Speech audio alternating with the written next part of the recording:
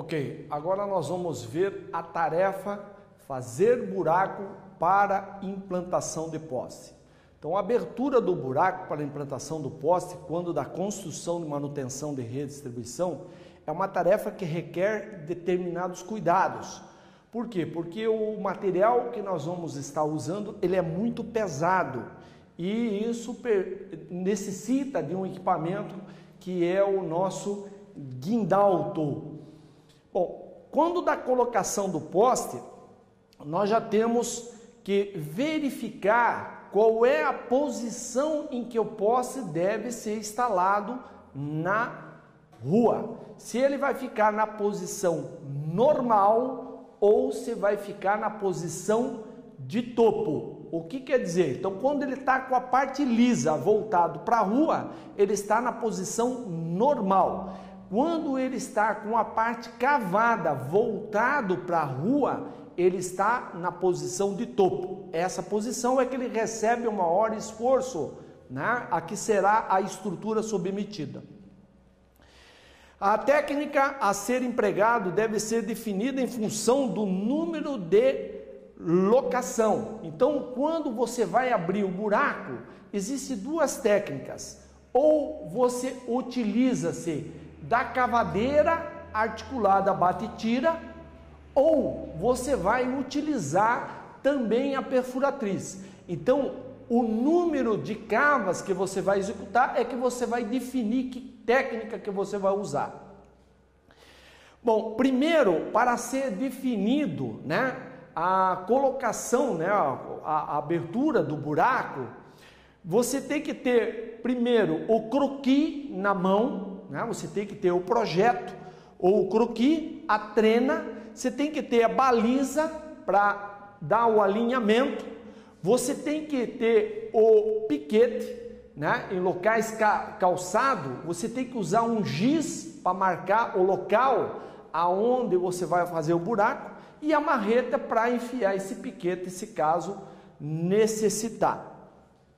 Bom, a execução, então quando você vai executar o buraco na planta, antes de fazer, você tem que observar, né, portões de garagem, você tem que ver se no local onde se vai abrir o buraco, se não tem água, esgoto, se não tem tubulação telefônica, né? E tem que estar uma distância do alinhamento predial, isso é normatizado. E também não pode ficar muito na esquina. Então a distância da esquina tem que ser no mínimo de 2 metros, de 2 a 5 metros, onde há cruzamento, e no máximo 10 metros desta.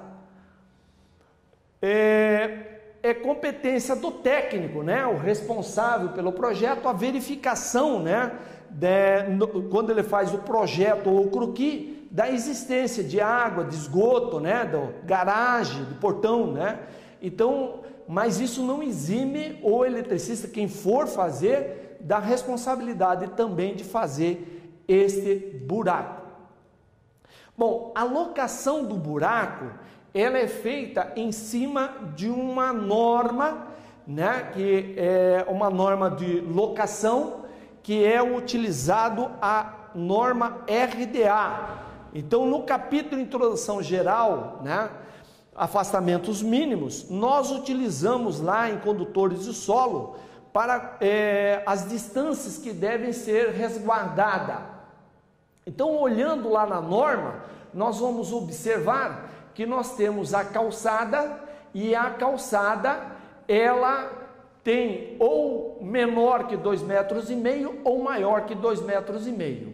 Vamos supor que a calçada ela tenha lá no caso a 2,5 metros, menor ou igual a 2,5 metros.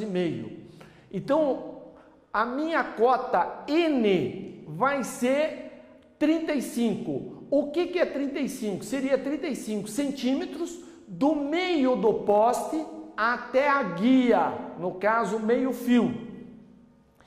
Se o poste for muito grande e ele vir a ter dificuldade de abrir o buraco, né? O buraco pode entrar em cima da guia, fica em cima da guia, então aí nós usamos a cota O, que é a distância da guia até o poste, que vai ser de 15 centímetros.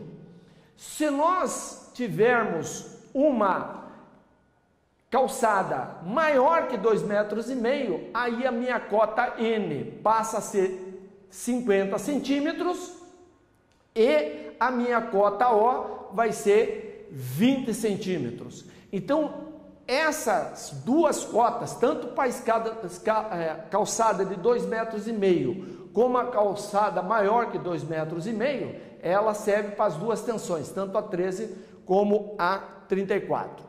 Então, na execução do buraco, marcar o ponto aonde vai ser feito o buraco, plantar o piquete, fazer a marcação com giz, no caso, locais calçados, dimensionar a profundidade da largura do buraco.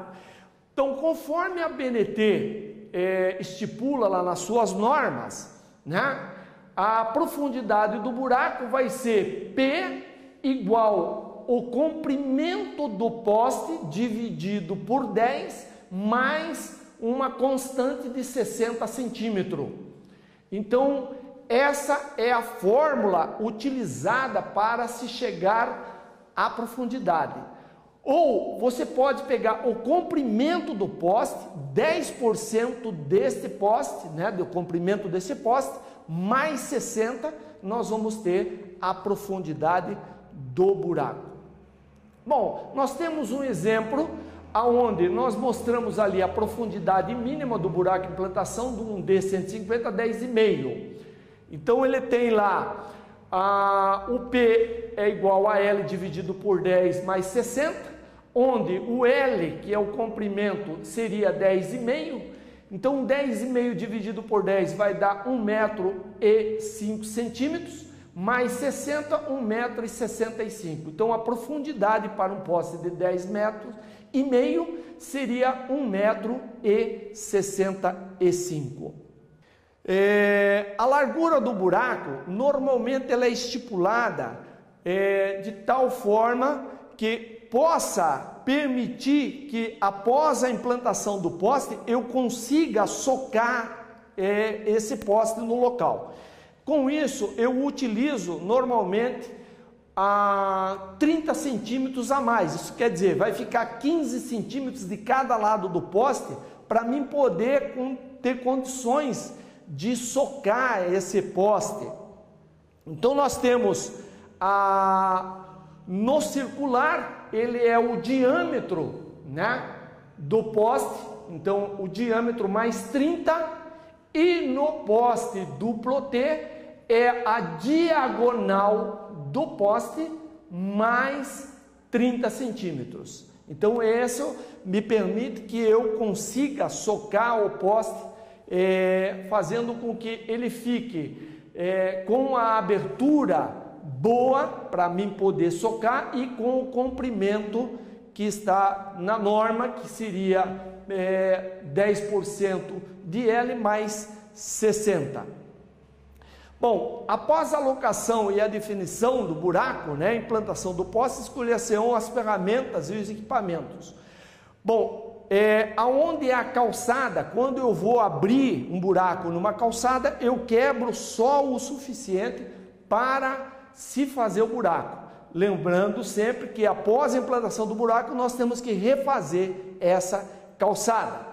Bom, nós encontramos hoje, para se fazer buraco de poste, terreno mole, firme, brejo, terreno arenoso e também rocha, né? No terreno, para execução em terreno firme, né, nós ajustamos ele com a cavadeira articulada, vamos esquadrejando ela, né, com a cortadeira, proceder a forma, né, até atingir a profundidade mínima. No banhado, nós temos que levar alguns cuidados para que ele não desbarranque durante a confecção do buraco. Então, para isso, nós usamos escora de madeira, né? Já em terreno arenoso, no caso, um local onde tem muita areia, nós também usamos a técnica de colocar uma manilha. Então a gente põe uma manilha de boca para cima, que seja de largura para que eu possa tirar a areia e fazendo o buraco. Isso é uma outra técnica utilizada em locais arenosos. Em rocha, aí nós pode ser pequenas pedras, né? Então aí eu uso a alavanca para retirar, né, ou quebrar essas rochas, né? E agora, quando for rocha compacta, então aí há necessidade de uma pessoa habilitada para o uso de explosivo. Então abre-se pequenos buracos aonde vamos colocar dinamite e aí nós detonamos para poder abrir o buraco e implantar o poste. Ok, pessoal. Então nós verificamos que nós abrimos o buraco. Agora nós vamos implantar esse poste no buraco que a gente acabou de fazer. Então, a primeira coisa que nós temos que ter a preocupação é quem vai operar o equipamento, o guindalto que vai levantar esse poste. Então, a pessoa que for levantar, ele tem que estar habilitado. Bom, o operador que vai operar esse equipamento, ele tem que ter conhecimento do gráfico que vai estar junto ao guindalto. Então o gráfico mostra a capacidade que o equipamento tem para levantar estes pesos, né? Esses postes. Bom, os guindaltos atuais, eles têm, né, as concessionárias usam um guindalto de 6, 8 e 12 toneladas. Então tem várias capacidades, né, que esses guindaltos podem levantar. A capacidade dele, nominal desses guindaltos, eles são fixados em toneladas por metro. O que significa que a carga máxima a ser erguida deve ser proporcional à distância que o braço do guindalto alcança. Bom, nós temos aqui uma tabela onde na primeira coluna vocês observem que quanto mais próximo o guindalto está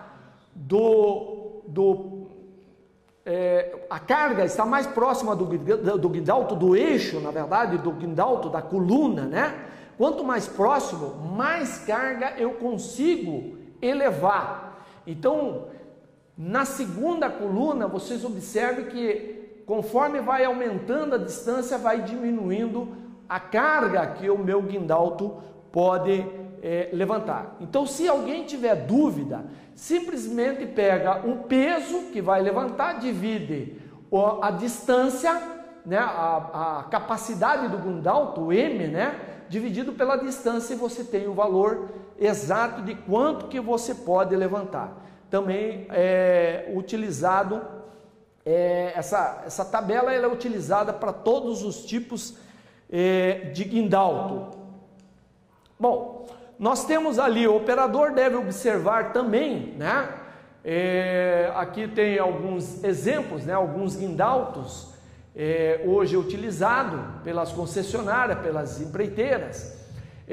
Tem ali o alcance máximo na segunda, né, coluna, tem o alcance mínimo nas colunas e a capacidade dos equipamentos. Então, se ele quiser fazer os cálculos, faz na hora lá, né, para não ocorrer o erro de ter que levantar e o guindalto travar lá, né, por questão de segurança. Bom, temos também uma tabela de poste já, né, definida. Isso aqui é uma tabela que o fabricante fornece, né, onde tem todas o peso, né, de todos os postes. Então, você olhando nessa tabela, você já consegue calcular para saber se o guindalto consegue levantar esse esforço, né, esse poste que você vai implantar. Bom, a implantação do poste deve ser feito primeiro uma inspeção no local aonde eu vou implantar o poste, sinalizar, isolar, né? Posicionar o caminhão do poste na posição de iniciar o levantamento. Depois de posicionado, eu vou calçar as rodas, né? Eu travo, né? Puxo o freio de mão. Além de puxar do freio de mão, eu tenho que calçar as rodas. Depois eu vou utilizarmos de calços, né, para apoiar o estabilizador em cima, né? Então eu coloco pequenos calços, né, umas madeiras, para fazer com que o meu guindalto fique estabilizado quando do levantamento do poste. Instalar uma eslinga, né, ao redor do poste, quando você vai levantar ele. Essa eslinga, ela deve ficar aproximadamente 10 centímetros acima das marcação do ponto de equilíbrio do poste. Então o poste ele tem um ponto de equilíbrio e vai ficar essa eslinga um pouquinho, uns 10 centímetros acima, fazendo com que a base do poste fique mais pesado do que o topo, uma vez que nós vamos implantar esse poste e esse poste já tem que estar na vertical.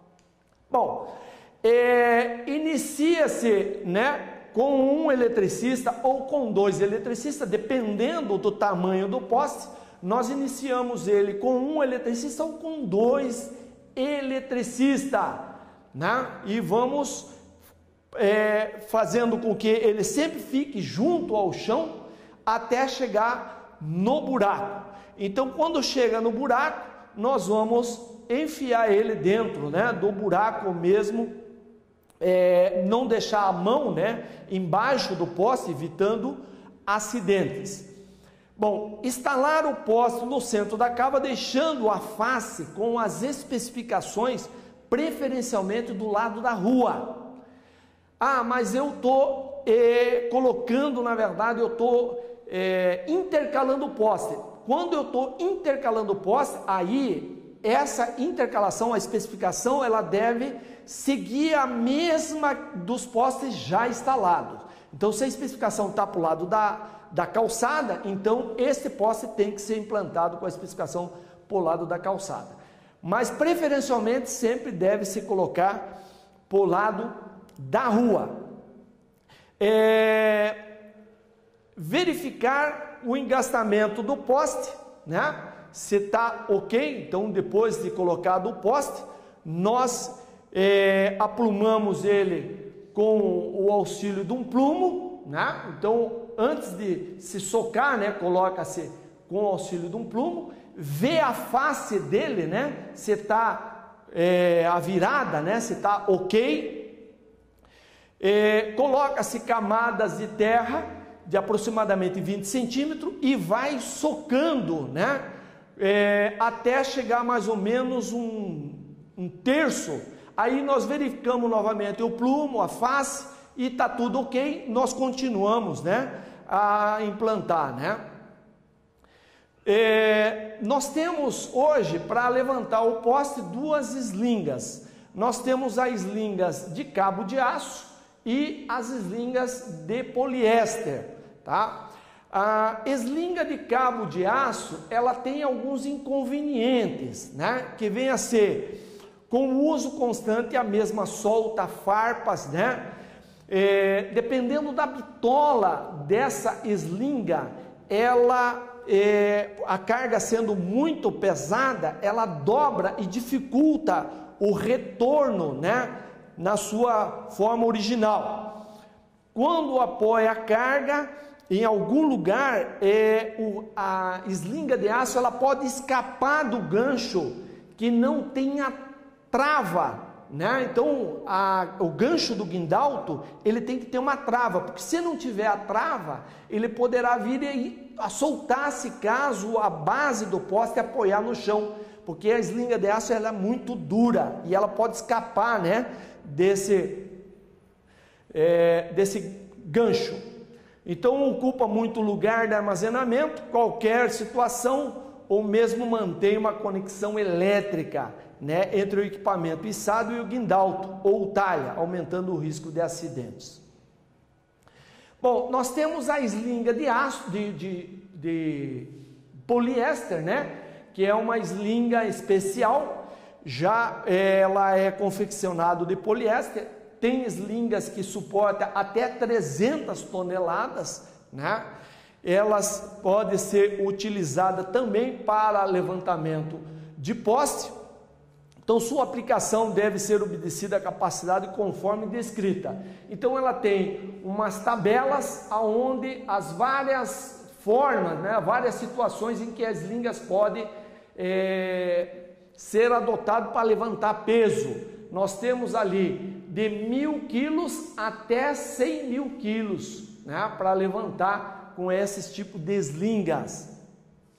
Então, temos também slingas utilizadas para tracionar, né? São dois tipos de slinga, para levantar peso e para levantar transformadores, né? Também utiliza-se slinga. As vantagens das slingas são a alta resistência a trilhamento elétrico, fácil manuseio, facilidade no armazenamento, facilidade na verificação de qualquer anomalia e o alto coeficiente de segurança.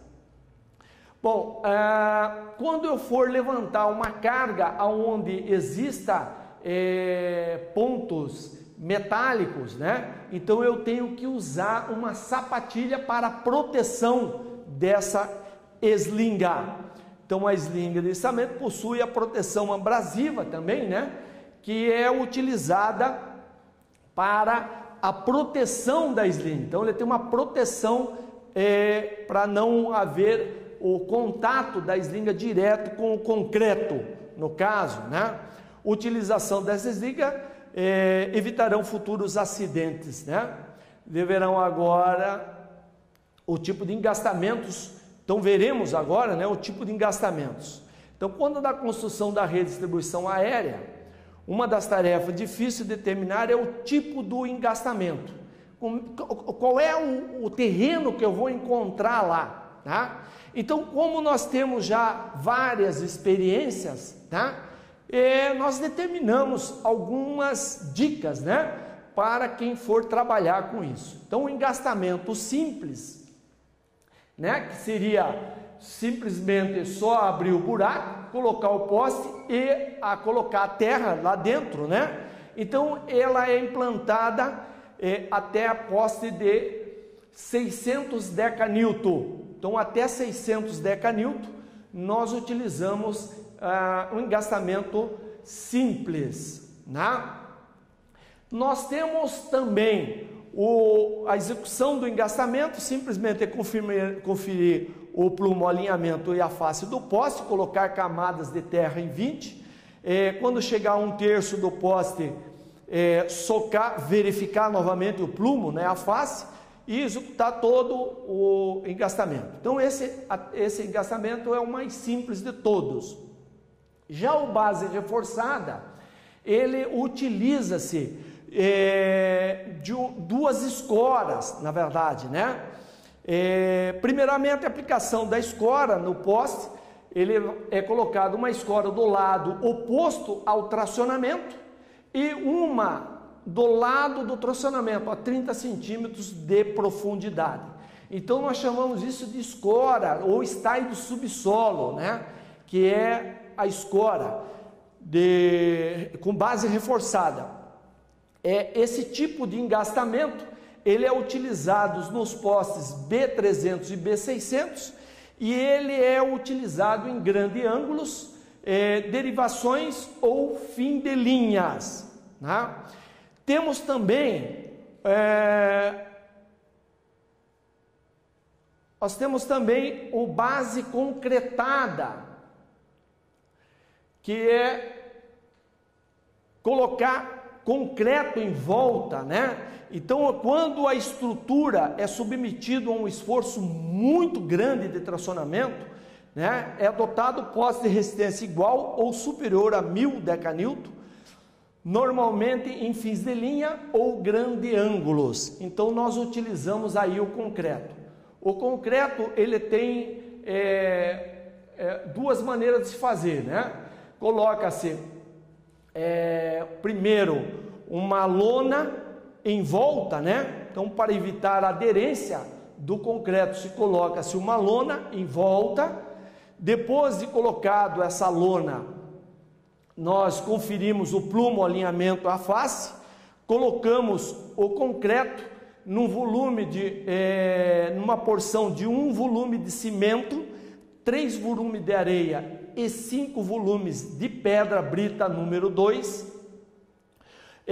Depois de feito esse concreto e ele totalmente concretado, nós vamos esperar, aguardar, né, 12 dias para poder fazer a tração. Ah, mas a rede precisa ser feito uma tração antes dos 12 dias. Então aí se obrigamos a fazer um stay provisório e após os 12 dias nós tiramos o stay e ele se mantém de pé.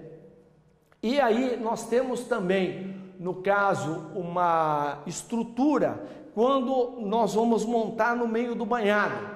Então, no caso, quando nós vamos colocar ela no meio do banhado, há necessidade de se deixar esse poste de pé lá, né? Porque a terra não suporta, né? Quer dizer, não vai segurar essa estrutura. Então, o que a gente faz? A gente faz uma cava de areia. A gente abre o buraco com as escoras para que não caia, põe uma placa de concreto ou um pé de poste, né, um pedaço de poste no fundo dessa cava e apoiamos o poste em cima para evitar de que ele afunde. Depois, nós colocado, né, essa escora, nós vamos alinhar ele, a face do poste, e colocamos areia de construção, essa areia que nós usamos na construção. Então nós vamos colocar em camadas, socando com água, né, até atingir 1/3. Aí verificamos novamente o plumo, a face, e aí completamos ele, né, até o final. E depois de feito toda a compactação da areia, nós recolhemos as ferramentas e está pronto a tarefa. Ok, pessoal, agora nós vamos ver a parte de nova tecnologia que está entrando hoje na rede, né, de distribuição, que é o poste de fibra. Bom, nós abordaremos o poste de fibra, né? Hoje ele está sendo confeccionado com o tamanho de 10,5 e 12. Então a implantação do poste de fibra visa ganhos operacionais e econômicos à imagem da empresa, né? Porque nós temos condições de levar ele com maior facilidade.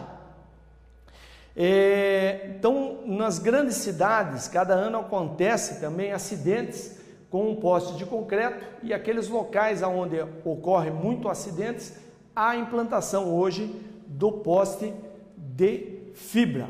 Então, a preferência da implantação de fibra são em locais com aborramento frequentes, né?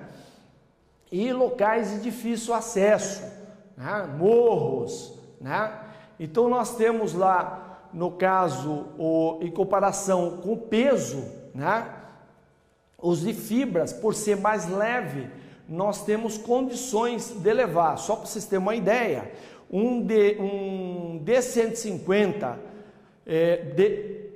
600, né, um B600 10,5, ele pesa 175 quilos.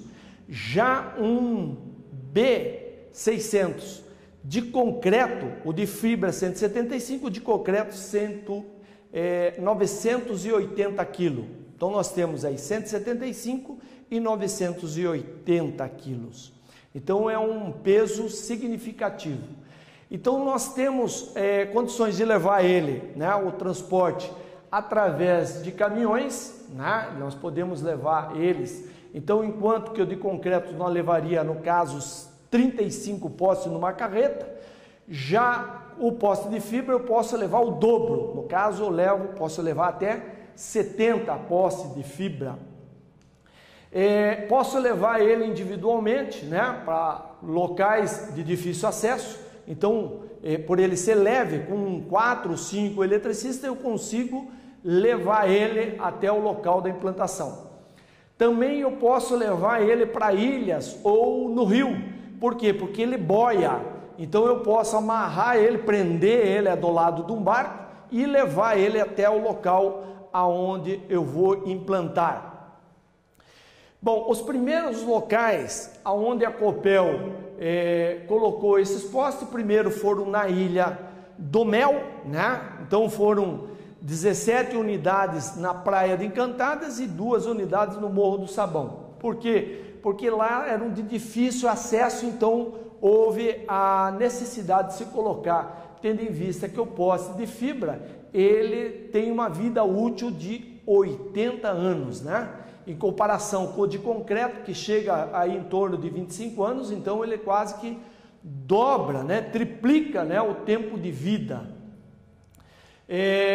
Também é colocado nas ruas, né, aqui hoje de Curitiba, né, colocados os postes de fibra também em locais onde há muito abarroamento. Agora nós vamos ver a confecção, né, de um buraco para estay de âncora. O estay de âncora é um equipamento que é usado, é um recurso que nós utilizamos nas linhas rurais para segurar o esforço que vai ser submetido à estrutura. Então nós temos a distância do estay, ele vai ser de aproximadamente a altura da onde vai ficar esse estay. Então o estay ele pode ser confeccionado, né, ele pode ser instalado tanto na rede primária como na rede secundária. Então o ângulo que o estay vai formar, né, a cordoalha de aço vai formar em relação ao poste vai ser 45 graus. Uma vez definida a distância, nós acrescentamos mais 1,5 metro e fazemos um buraco de 1,5 metro, tendo em vista que a haste de âncora ela tem um comprimento de 2,40 centímetros. Então nós temos ali o estay primário e temos o estay secundário também, que leva-se também em consideração a distância e, uma vez definida a distância, somamos 1,5 metro com uma profundidade do buraco de 1,5 metro.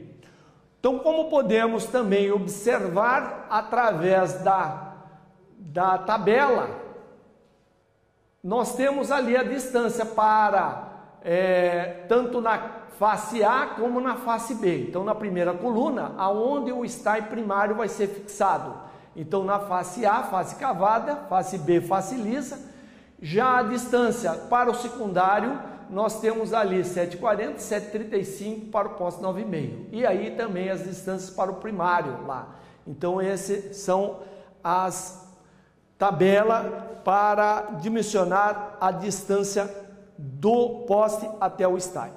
A execução, então, verificar no projeto, coloquei os locais aonde vai se fazer o buraco para o estay, observa o tipo do solo, evitando, né, a cava em locais com rocha florada, evitando também a locação do estay, né, em área mecanizada. Observar são acima deve ser de responsabilidade do técnico da área.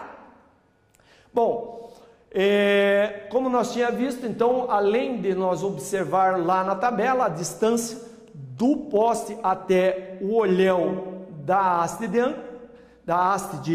de âncora, né, onde vai ser colocado o estay, nós acrescentamos mais 1,5 metro com a profundidade de 1,5 metro. Indica o local da abertura da cava, da cravação com o piquete. Após a abertura, se caso não for instalado o estay, logo em seguida deve ser coberto ele, né, para proteção. Bom, como podemos observar que a abertura do buraco de estay de âncora necessita-se fazer uma valeta, né? Essa valeta permite a acomodação da haste de âncora formando assim uma espécie de cachimbo, né? O pessoal chama de cachimbo isso.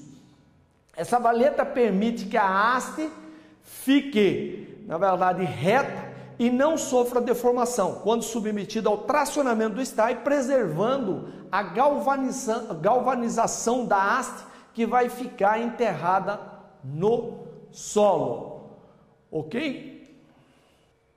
Bom, depois do buraco pronto, nós vamos instalar agora o stay de âncora. O stay de âncora é aplicado somente na RDR, isso quer dizer, só na rede rural. E a finalidade dele é suportar o esforço a que será submetida a estrutura. Então, com dados especiais deve ser observado quando da aplicação, observando o tráfego de máquinas agrícolas, o tipo de área, se é agricultável, e ainda se a estrutura existente contém aterramento do stay, pois o rompimento do condutor poderá energizar o mesmo, provocando acidente.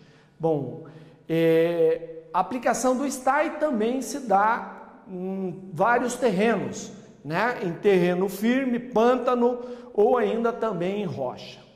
Então nós vamos ver agora os tipos de stay. Então primeiro, em terra firme. Então ele tem uma pedra ou a placa, né? Com a haste de âncora, né? Que vão ficar tudo isso enterrado lá no solo, né? Vista de cima, então ele também tem você só vai cavar o suficiente, vai fazer aquela valeta aonde você vai colocar o cachimbo. Hoje nós trabalhamos com uma placa, né, de concreto armado e a pedra de stay. Então aí nós temos a figura, né, a fotografia da placa de concreto e da pedra de stay. Então essas são as peças utilizadas para a confecção do stay de âncora. Bom, as medidas que são dadas ali na tabela, ali na norma, né, elas são em centímetro. Bom, em pântano, ele também é colocado, só que aí é colocado dentro do concreto, aí coloca-se dentro do concreto, né? O tamanho do buraco e a quantidade é definida pela norma de dimensionamento de estrutura. A referência, né, o traço do concreto é o mesmo utilizado no poste. Isso quer dizer, uma porção, né, um volume de cimento, 3 de areia, 5 de pedra. Isso quer dizer, se eu usar um balde de cimento, eu vou ter que usar 3 baldes de areia e 5 baldes de brita. E o tempo mínimo, né, para a cura, né, é de 12 dias. Bom, a haste, quando é feita dentro do pântano, né, no brejo, ela é entortada. Essa haste, quando é entortada, ela deve ficar 10 centímetros dentro do concreto para que não haja corrosão, né, devido a você dobrar a haste. Bom, ela pode ser feita também na rocha, né? Aonde na rocha ela deve ser feita uma nata de cimento, sendo um volume, né, de cimento por 1,5 de areia. Então essa é a quantidade utilizada para se fazer dentro da rocha, né? E coloca-se a haste dentro dessa nata, aonde vai ficar prendendo, né? Bom, a haste de âncora deve ser sempre instalada com duas porcas para fim de garantir todos os filetes da rosca, né? Quando for fazer em rocha também. Bom, existem uns dispositivos de segurança que são utilizados na cordoalha, né? Então na cordoalha usa-se dispositivo de segurança. Então nós temos aí primeiro uma canaleta que é colocado para sinalização de máquinas agrícolas. Então nós temos 2 modelos, nós temos uma inteira e temos uma toda ela helicoidal, né? Que é colocada e amarrada nessa nesse cabo para evitar de que a máquina venha a bater, né, nesse cabo e romper ele. Também nós temos um dispositivo de segurança, que é a colocação de uma haste de âncora prendendo, né, a cordoalha, para evitar de que, se caso a pessoa venha a romper o cabo de aço, ele não encoste na alta tensão. Então nós temos normalmente a colocação de haste, evitando de que, se romper o cabo, ele não encoste nos cabos da alta tensão. Temos também um dispositivo também, que, se caso vier a romper o cabo, ele não encosta, se ele encostar, né, no cabo, na cordoalha, o cabo energizado, encostar no cabo do aterramento, do stay, ele venha a provocar o energizamento, né, do local. Então, para evitar isso, coloca-se o isolador. Então, para a utilização em locais onde não houver aterramento. Então, a rede de AT e BT, no caso do rompimento do jump, não possa energizar o stay. Então, aí nós utilizamos isoladores para isolar. Bom, a instalação sinalizamos a área, abrimos a cavas, instala o stay de âncora no solo, conforme o padrão, né? Então, o padrão é colocar a haste e a pedra, depois coloca-se as duas porcas, né? Coloca-se as duas porcas com a arruela, né? Então, coloca-se a arruela quadrada e duas porcas. Então, depois de feito isso, colocamos no buraco e fazemos o engastamento dele. Então, socamos a terra, deixando só a ponta, né, da haste para fora, em torno de 30 centímetros para fora ela vai ficar, né? Então, inspecionar o poste, verificar as condições, instalar a corda de vida, subir no poste levando a corda, instalar a chapa de stay ou a porca, né, a sapatilha e o parafuso no poste, fixar a chapa de stay, né, ou a porca-olhão no poste, instalar a sapatilha por dentro da furação da chapa de stay, coloca-se o pré-formado, põe o cabo de aço, né, encabeça o cabo de aço. Se tiver baixa tensão, né, tiver aterramento, deve ter cabo de aço suficiente para poder também ligar esse cabo, né, do stay a baixa tensão ou aterramento. Depois coloca-se o pardal 2 no olhão, né, da haste de âncora, traciona a talha, né, vê o plumo do poste. Então, quando eu estou tracionando, eu tenho que ver o plumo do poste. Depois encabeço com a alça pré-formada. Então, vai ficar encabeçado com a alça pré-formada. Depois solta a talha manual e retira o pardal 2.